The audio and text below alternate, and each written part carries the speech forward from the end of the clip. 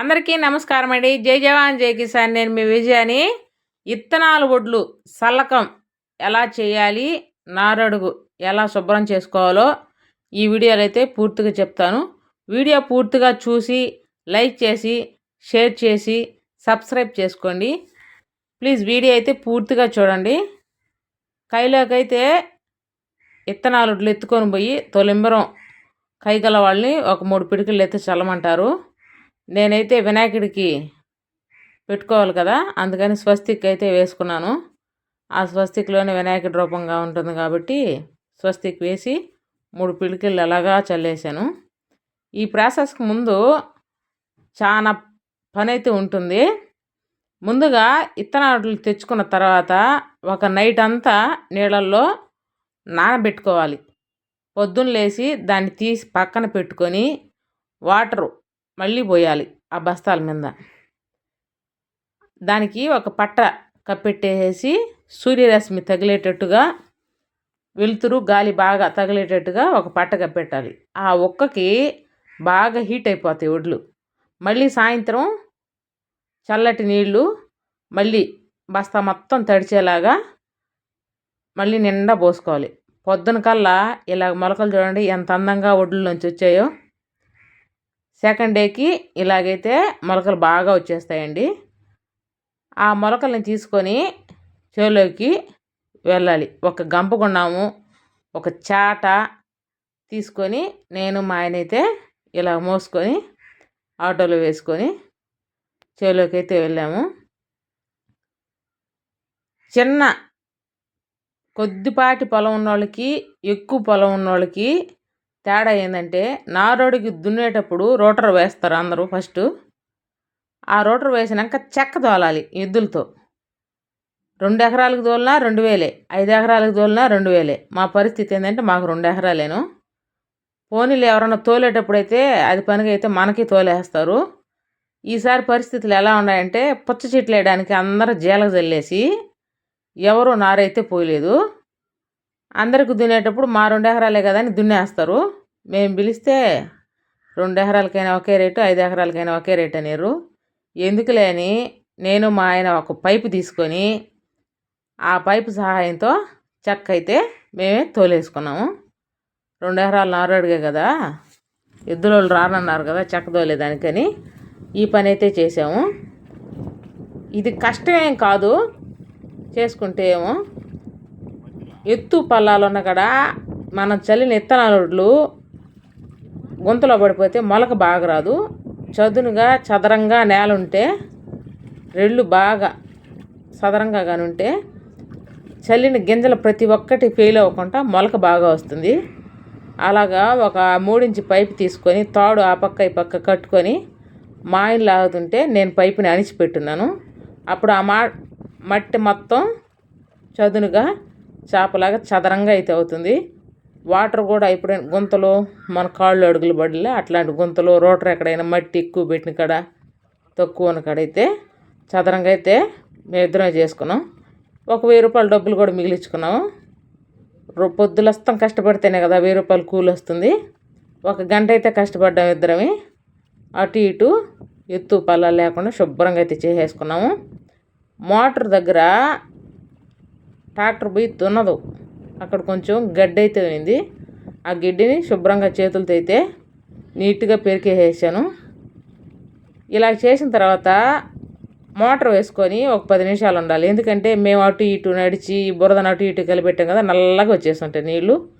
ఇత్తనాలు చల్లేటప్పుడు ఆ నలుపులో మనం పలచగా జల్లేమా మెండుగా జల్లేమని తెలీదు.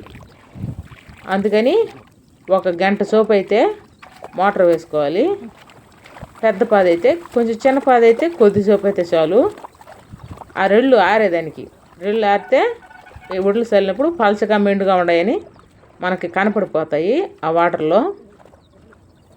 ఇలాగైతే పైపు సహాయంతో ఇద్దరం చెక్క పూర్తిగా తోలేసుకున్నాము, ఎద్దుల సహాయం లేకుండానే. ఇటువంటి ఐడియా మీ ఊర్లో ఎవరైనా ఉపయోగించి ఇలాగ చెక్క తోలుకుంటారేమో కామెంట్ అయితే చేయండి. ఎద్దులు బండి రాని పరిస్థితుల్లో 2 ఎకరాలకు కూడా ఒక్కోసారి ఇలాగే చేసుకుంటాం.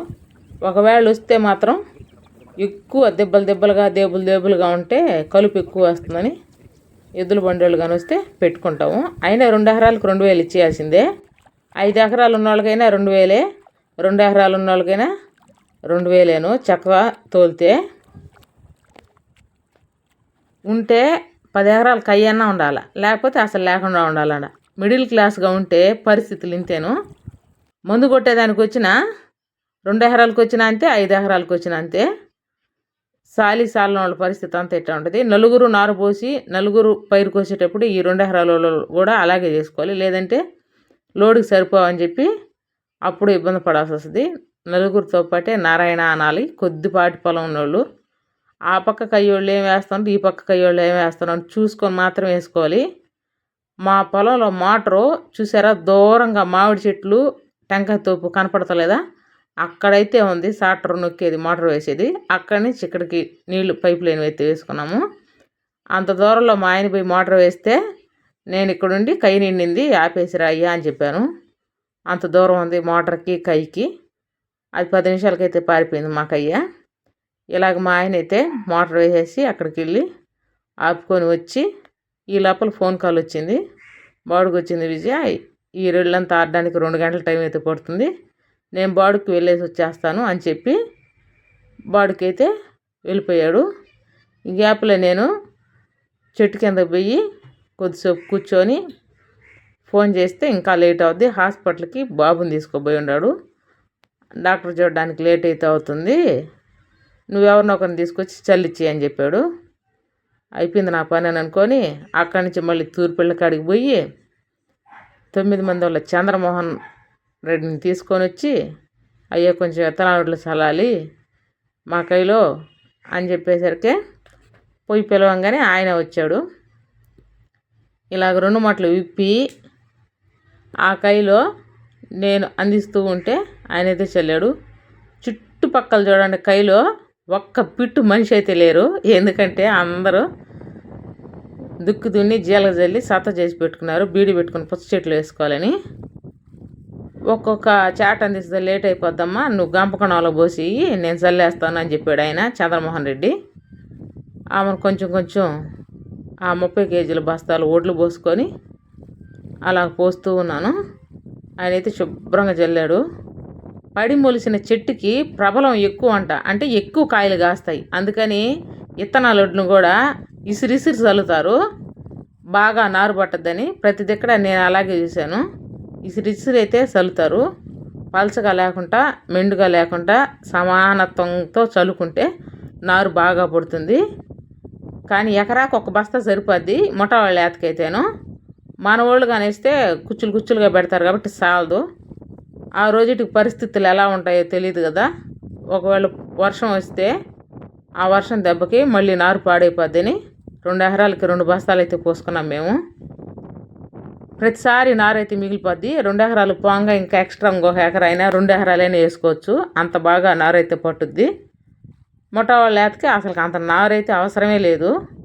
వాళ్ళు పలచగా ఒక్కొక్క కర్ర వేస్తారు, పిలక గంట బాగా కడుతుంది. కానీ మొట్ట వాళ్ళు లేతే వేయించుకుంటాం మేము. దొరకని పరిస్థితులు ఎలా ఉంటాయో మనకు తెలియదు కదా, అందుకని 2 ఎకరాలకు 2 బస్తాలు అయితే పోసుకున్నాం. మిగిలిన తప్పులేదు, కానీ సరిపోకపోతే ఆ బాధలంతా ఇంత కాదు, నారు చాలకపోతే మాత్రం. ఇలా శుభ్రంగా చంద్రమోహన్ అయితే నీట్గా నేను ఒడ్లు తెచ్చి పోస్తూ ఉన్నాను. అవి నీట్గా చల్లేసి ఒక దిక్కడ గిన్నె అయితే తెగిపోయేటట్టుండింది, శుద్ధంగా మట్టి అయితే పెట్టేసుకున్నాను. ఇలాగ చకచక నేను అందిస్తూ ఉన్నాను, ఆయన చకచక పోసేస్తున్నాడు. 1 బస్తా అయిపోయింది, 2వ బస్తా కూడా ఇంకా చాట తనిసార్లు తిరగలేవని నేను కూడా ఆ గోతాలని షిఫ్ట్ చేసుకొని 3 సార్లుగా భుజం మీద పెట్టుకొని నాకు వీలైనంత బరువు ఎత్తుకొని నేను ఆయన కైలోంచి అటు ఇటు నడిచాడంటే ఆ కాళ్ళు అడుగులు ఎక్కువ పడిపోయి అక్కడ గింజ బాగా రాదు. అందుకని ఒకే సైడ్ పోయి ఆ గంపకొణాలు అయితే పోసి మనం రావాలి. ఎట్టంటే అటు నడవకూడదు నారడుగులో. మీ ఊర్లో ఇదే విధంగా చల్లుతారా, వేరే విధంగా చల్లుతారో కొంచెం కామెంట్ అయితే చేయండి. మా ఊళ్ళో అయితే మేము ఎలాగైతే చల్లుతామో విత్తనాలు చల్లకం అయితే ఎలాగైతే ఉంటుంది. చాట గంపకున్నాము, ఒక పట్ట, ఒక పారైతే సహాయం ఉండాలి. శుభ్రంగా ఇత్తనాడులైతే చల్లి ఒక్కదాన్ని నడిచి వస్తున్నాను, ఇంకా రాలేదని. మధ్యలో మా మేరమ ఒక్కడే గిడ్డు కోసుకొని ఆడినాడు. పెద్ద అయినా సాయం చేద్దామని చెప్పి ఆ మోపుకైతే శుభ్రంగా సాయం చేశాను. ఆయన తెలివితేటలు కట్లు మర్చిపోయి దర్భ తీసుకొని అటు పిడుకుడు ఇటు పిడుకుడు ముడేసి కట్టుతాళ్ళు అయితే తయారు చేశాడు. మళ్ళీ నెత్తి మీద గిడ్డు పడకుండా దానికి ఒక పట్ట వేశాడు. ఇందుకు మా గోతం కాసుకొని 3 కట్లు అయితే వేసుకోవచ్చు కదా అన్నాను. ఈ రోజు కొయ్యాలా, ఆ కట్లు ఉండవు, ఇంటికాడ ఆడేస్తే ఎవరో ఒకరు ఎత్తుకోబోతున్నారు, అందుకని ఈ తెలివితేటలు ఉపయోగించానని చెప్పాడు ఆయన. పెద్ద ఆయన కదా ఒక్కడే కష్టపడుతున్నాడని చెప్పి శుభ్రంగా మోపు అయితే వేసి మోపు కట్టాను. ఈ లోపల మనవరాలు వర్షిణి అయితే వచ్చింది. నీట్గా ఆ బిడ్డకి సైకిల్లో పెడితే తొక్కుకొని ఇంటికైతే తీసుకెళ్ళింది. తాతయ్యకి కష్టం లేకుండా చేసింది మనవరాలు. వ్యవసాయం చేసే ఇంట్లో బిడ్డలు కూడా కష్టం అంటే ఏంటో తెలుసుంటుంది. ఎందుకంటే నిద్రలేసి వాళ్ళు చేసే పనులన్నీ వాళ్ళు చూస్తూ ఉంటారు కాబట్టి ఆ పనులు కూడా బిడ్డలు బాగా అలవాటు చేసుకుంటారు. శుభ్రంగా సైకిల్ అయితే వేసుకొని వర్షిని ఇంటికి అయితే వచ్చింది. నేను మావయ్య మాట్లాడుకుంటూ రోడ్డు అయితే ఎక్కాం. ప్లీజ్ నా వీడియోలన్నీ పూర్తిగా చూసి సబ్స్క్రైబ్ చేసుకొని లైక్ చేసి షేర్ చేయండి. Bye friends. జై జవాన్ జై కిసాన్.